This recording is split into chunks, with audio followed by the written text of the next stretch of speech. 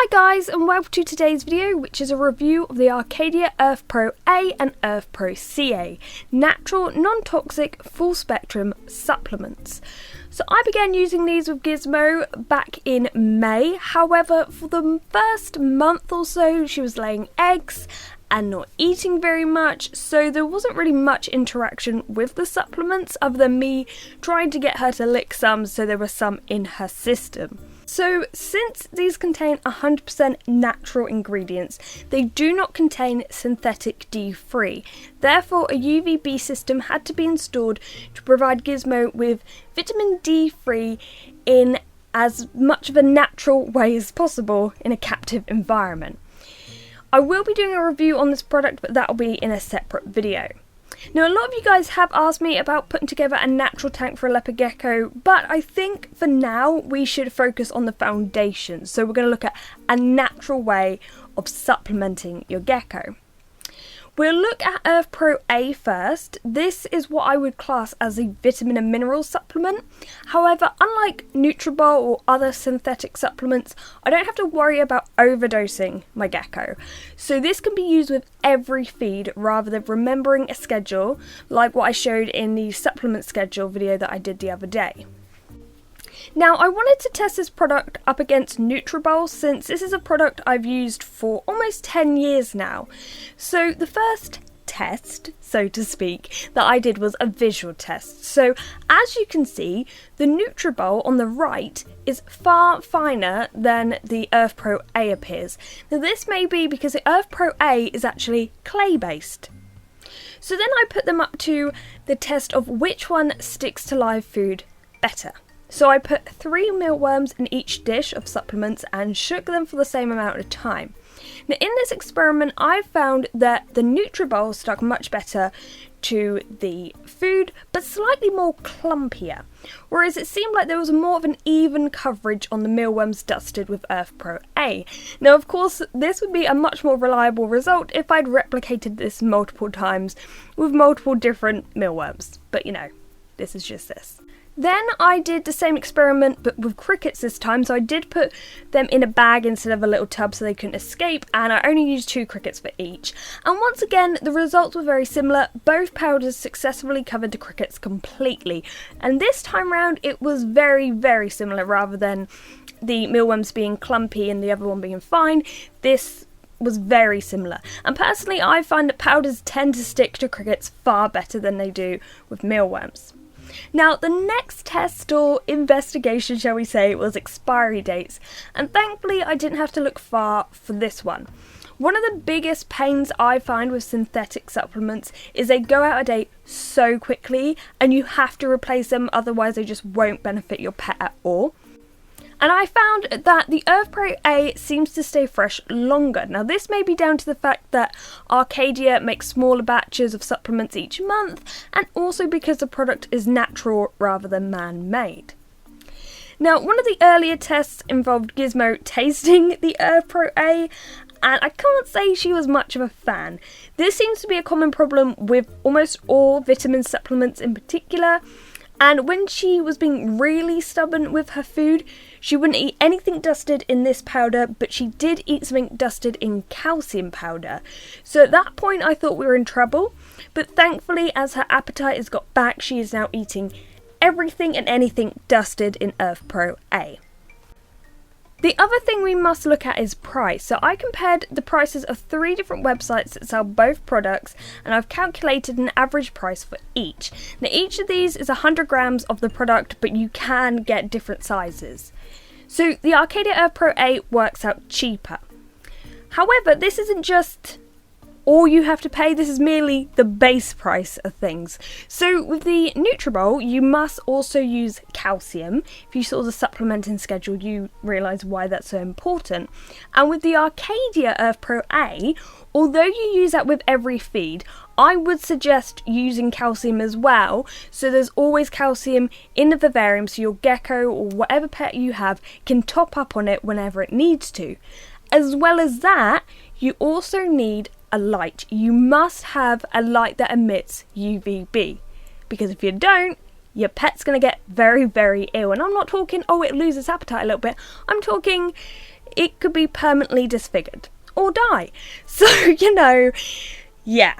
So it can get expensive. With the leopard gecko in particular, I use the UVB kit, which was like 30 quid, which I think is quite reasonable. However, that light will be replaced yearly, and so that can become kind of expensive and can put people off. But I do think there's quite a few benefits with the natural way of supplementing. But we'll get into that in a little bit. Also, a lot of you guys in North America always ask me where you can buy these products. If you go on lightyourreptiles.com, this is where you can buy all the Arcadia products. I'll always link the website. Whenever I talk about Arcadia stuff, I always have that website in the description box, but a lot of people must miss it. But yeah, you'll find EarthPro-A on there for $10.99. Now, by this time, you may be wondering whether I've seen any difference in my gecko since using the product. And in all honesty, not really. I know, it's kind of surprising. So, I don't think this is necessarily a bad thing. I feel like with the synthetics, I've always been really careful with doses. I have written down every time I fed Gizmo and what supplements I've used for the last 9 to 10 years. I feel like she was pretty well balanced, shall we say. However, it's difficult really to judge from just looking at an animal, especially one that is still really quite wild.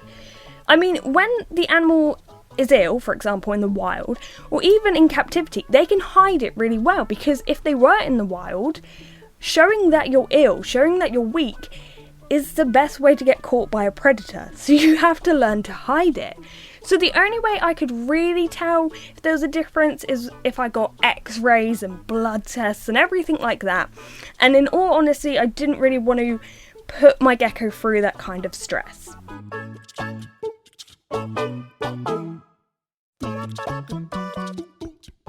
Now, I feel like Arcadia chose these ingredients because they had to look quite broadly. They had to cover amphibians, reptiles and inverts, and they had to look at very common ingredients that most of these animals would at some point encounter in the wild, which would fulfill their nutritional needs. So the first main ingredient is calcium powder. Calcium is extremely common around the world, and yes, definitely most, if not all, amphibians, inverts and reptiles would come into contact with that. Next we have 26.5% mineral clay. Mineral clay by definition is full spectrum, so it's perfect for a range of animals. Next we have 10% protein powder, 1.75% carrot powder. Then we have 1% carotenoids, which is extremely important because this allows the animal to make its own vitamin A in a safe and self-regulated way. Now that is very important. We'll get to that in a minute. Next, there's 0.5% vitamin B premix. The B groups of vitamins are water soluble, so unfortunately they don't stay in the system very long, but when they are in the system, they work really hard. They help produce and maintain red blood cells, bone and skin, as well as having positive effects on the brain and nervous system. The last ingredient is actually 0.25% bee pollen. So bee pollen, as you may have guessed, is pollen collected by bees. Here's a bee I actually tried to photograph in my garden the other day. Very difficult, windy day, macro lens, not a good mix. Anyway, as you can see, there is some bee pollen on its legs.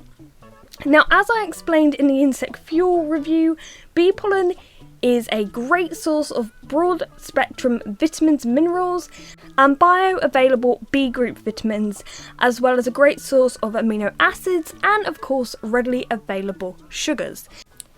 Now, my problem with synthetic ingredients is they can be overdosed, which is why I get so annoyed when I get people saying that either they give their gecko vitamin and minerals every single time they feed them, or they just mix them with the calcium and feed them every time with all these vitamin and minerals, and they don't take note of the supplement schedule. Because for the first few years maybe of your gecko's life, you could think, oh, it's doing fine, you know, it's growing, it's put on weight, it's great, what's wrong with this, what's wrong with mixing everything? But this is the thing, it's when all of that trickles down and everything goes wrong. And there's nothing you can do because you have slowly been building up this ill health in your gecko to a point where it's just catastrophic and there's no going back. So, what I mean by that is some of the vitamins in synthetic supplements are fat soluble. So, vitamin A, vitamin D3. And too much of this causes damage to the organs, can be toxic, and therefore kills your gecko. Or actually any other pet. I just keep referring to a gecko, I apologise. Now, with natural supplements, and these ones in particular, the vitamin A comes in the form of carotenoids. This is completely natural, and it actually allows your gecko or your pet to self-regulate the amount of vitamin A it takes in. Because vitamin A stores in the liver. And so many geckos, I've noticed, especially elderly ones, I've heard they've had a lot of liver problems. Fatty liver disease, for example, that's a common one. And that's because vitamin A builds up in the liver. And I did wonder, I thought, I can't see that now, even in my geckos, I can't see that now. But could that be a problem when they get older? And that's why I hope swapping to natural supplements can make that difference. And something like that you can't see from outside. As I said, there's so many people who will mix these up, say there's nothing wrong with their gecko, and a couple more years down the line, could they have serious liver issues? Because you just can't tell. The other thing is vitamin D3, obviously that's fat soluble as well, and when you're putting that in as synthetics, they're not taken in the natural way that their body has evolved to take in D3. So that's where the UVB bulb comes in, and that's where they can lay out right out if they need it. They can just put a little foot out, a little bit of tail out, whatever they need, they can regulate it themselves, because they know themselves much better than we do. So because of all of this is why I'm quite confident in this product. I think it's almost foolproof and a lot lower risks. As I said, it's non-toxic, and I really hope that although I feel I've done a very good job up until now with my geckos, I just feel like maybe I could have just improved their life a little bit more.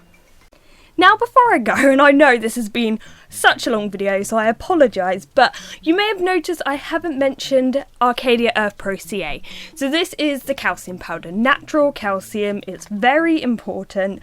I urge every exotic pet keeper to have calcium, but in terms of going into depth about the ingredients, it is just calcium, and it does its job.